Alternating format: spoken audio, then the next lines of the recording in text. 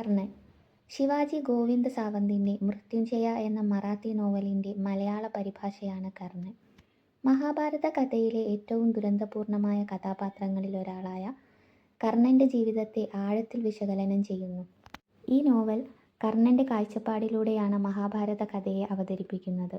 അതിലൂടെ അവൻ്റെ ധർമ്മസങ്കടങ്ങളും അവഗണനകളും ആദർശങ്ങളോടുള്ള പ്രതിബദ്ധതയും അസാധാരണമായ സൗഹൃദവും ഒക്കെ വായനക്കാരിലേക്ക് എത്തിക്കുന്നു.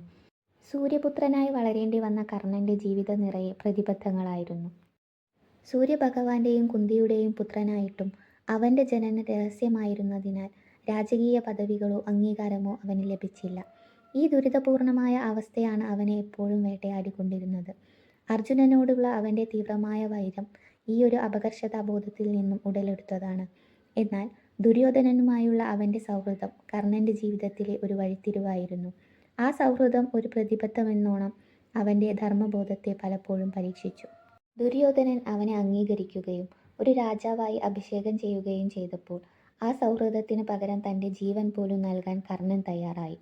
ഈ സൗഹൃദത്തിൻ്റെ കെട്ടുപാടുകളിൽ കുരുങ്ങിയാണ് അവൻ അധർമ്മത്തിൻ്റെ പാതയിലേക്ക് പോകുന്നത്. കുരുക്ഷേത്ര യുദ്ധത്തിൽ കുന്തിയുടെ വെളിപ്പെടുത്തൽ കർണനെ കടുത്ത ധർമ്മസങ്കടത്തിലാക്കി. തൻ്റെ സഹോദരങ്ങളുമായി പോരാടേണ്ടി വരുമ്പോഴും സൗഹൃദത്തിനും പ്രതിബദ്ധതയ്ക്കും പ്രാധാന്യം നൽകി കർണൻ ദുര്യോധനനോടൊപ്പം നിലകൊണ്ടു.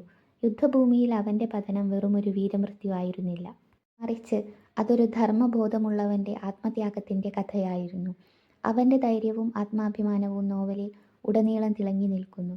കർണൻ എന്ന നോവൽ സാധാരണ മഹാഭാരത കഥകളിൽ നിന്ന് വ്യത്യസ്തമായി കർണൻ്റെ മാനസിക സംഘർഷങ്ങളെയും വികാരങ്ങളെയും വളരെ സൂക്ഷ്മമായി വരച്ചുകാട്ടുന്നു.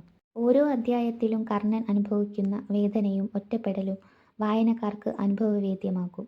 ഇതൊരു ഇതിഹാസ നായകൻ്റെ വീരഗാഥ മാത്രമല്ല, മറിച്ചൊരു മനുഷ്യൻ്റെ ആഴത്തിലുള്ള പോരാട്ടങ്ങളുടെയും ധർമ്മസങ്കടങ്ങളുടെയും ആവിഷ്കാരമാണ്.